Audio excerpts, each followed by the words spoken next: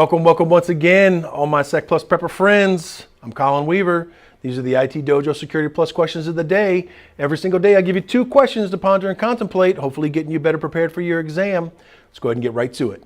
All right, first question today. You get a phone call from somebody in your organization telling you that they are unable to send print jobs to the network printer that's in the office.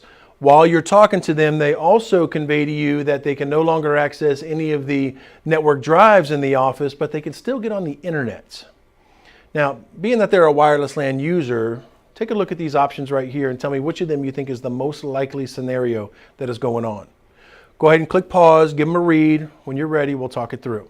All right, the first item on the list says that the user's password is expired. While certainly a password expiring is going to cause them potential issues, for it to suddenly happen in the middle of their work session is unlikely. And every indication that we have is that the users were successfully doing things and then all of a sudden they could not do things. And so it's unlikely that a password expiration is the issue that's going on here. The second option on the list says the Radius server is not responding to a user's authentication requests. They wouldn't be on the wireless LAN if the Radius server was not responding to authentication requests. So that's not our problem. Next order of business suggests that the user's wireless pre-shared key has been changed. No, if there had been some sort of a change that caused a disruption in their keying information, they would not still be able to get on the internet. And the problem we've got here is that they're on the internet, but they can't access any of the local resources that are in the office. So a pre-shared key changing is not going to produce those particular symptoms. Next item on the list says that the user is connected to the wrong SSID, quite possibly to a rogue access point. This is absolutely a possibility. This kind of falls into that area where they would talk about the quote-unquote evil twin attack.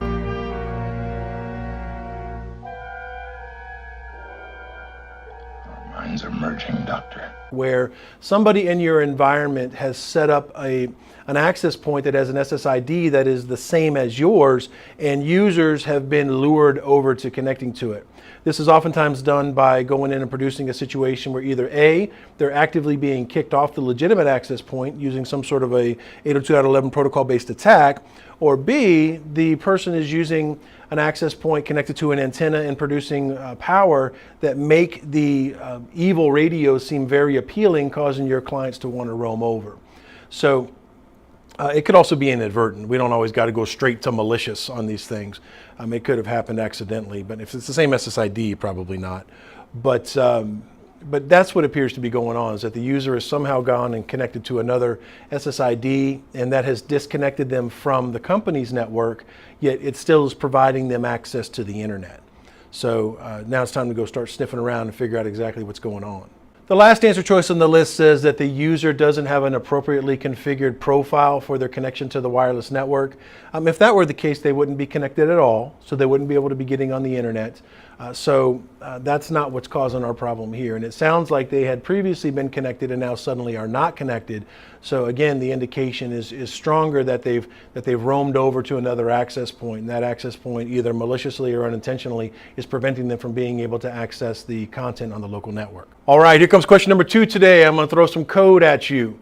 Your web app has the following code that is used for a field where you can put in an employee name and be able to get a search result back.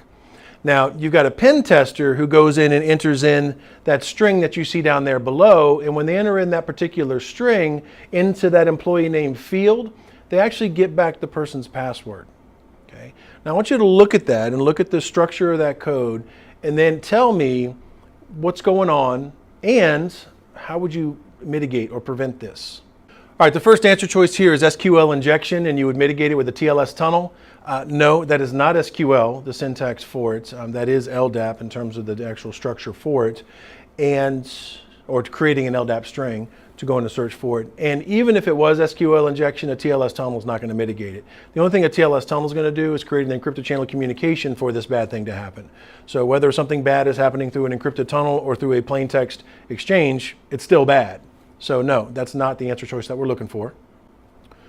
The next answer choice is what you're looking for. This is an LDAP string that's being created, and because of improper input checking, and we're not sanitizing the fields as their input, an attacker, or in this case, fortunately, a pen tester, is able to go in and identify an LDAP injection opportunity, which is going to allow information to be taken out of this LDAP directory tree that's inappropriate. So what we really need here is we need some good input validation. There's lots of special characters that mean certain things in LDAP queries, and you got to make sure that those things are identified and sanitized in your inputs. Next answer choice would have been XML injection. This is very much not XML formatted information, so it's not the right answer, but XML injection is another legitimate issue, and one of the common ways that we work to defend against XML injection is also some good input validation. Other items on the list: cross-site request forgery. Cross-site request forgery goes in and exploits the trust that a web server has in your web browser, most likely because you've logged in or something like that, and can allow for any number of bad things to happen, from cookie theft to data theft and many other things in between. But again, this is an example where you are submitting inappropriately formatted data in a field, and that's not what cross-site request forgery is really going to go in and do. And then the final item on the list is a buffer overflow exploit, which can be mitigated using good code auditing. While those are certainly true statements, this is not an example of a buffer overflow attack. This is very much an LDAP injection attack. So again, buffer overflow is not the right answer that we're looking for here. If you need more information on what these different distractors are, as well as more information about LDAP injection, be sure to check out the links that I put in the comments down below.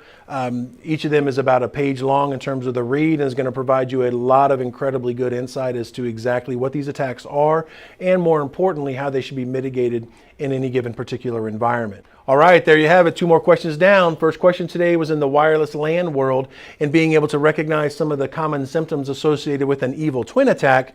And our second question went in and looked at an LDAP injection attack and kind of saw what that might look like and how we would want to go in and mitigate against that. So I hope that you enjoyed these questions, and please let me know how you did on them by putting something down in the comments below. Subscribe if you want to get these every single day. Next time you see me, it'll be tomorrow.